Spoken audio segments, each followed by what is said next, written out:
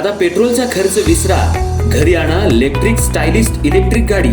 100% भारतीय बनावटीची electrics EV electric गाडी आता उपलब्ध। 5 वर्षांची वॉरंटी, आकर्षक कलर्स आणि स्पोर्ट्स डिझाइन। एकदा चार्ज करा आणि 100 ते 140 किलोमीटर पर्यंत रेंज। अत्याधुनिक सर्व्हिस सुविधा, लोन सुविधा सुद्धा उपलब्ध।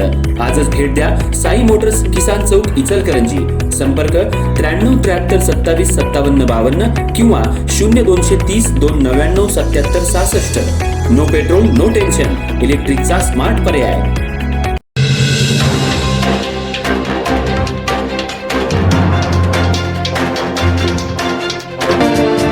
इचलकरंजी शहरातल्या नागरिकांना केंद्र आणि राज्य शासनाच्या विविध योजनांची माहिती मिळावी, तसंच जनजागृतीपर संदेश प्रसारित करण्यासाठी महानगरपालिकेच्या वतीनं शहरातल्या प्रमुख चौकांमध्ये LED स्क्रीन बसवण्यात आल्या आहेत।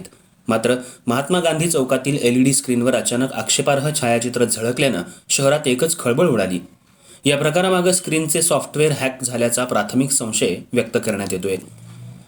इचलकरंजी महानगरपालिकेनं नागरिकांपर्यंत शासनाच्या विविध कल्याणकारी योजना, सार्वजनिक सूचना आणि जनजागृतीपर संदेश पोहोचवण्यासाठी शहरातल्या प्रमुख चौकांमध्ये LED स्क्रीन उभारल्या आहेत। या स्क्रीनवर नियमितपणे विविध शासकीय माहिती प्रसारित केली जाते।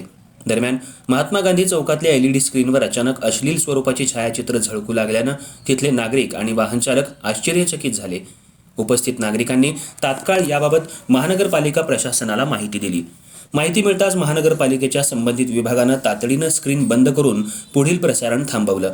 प्राथमिक माहितीनुसार LED स्क्रीनच्या सॉफ्टवेअरमध्ये अनधिकृत हस्तक्षेप किंवा हॅकिंग झाल्याचा संशय व्यक्त केला जातोय।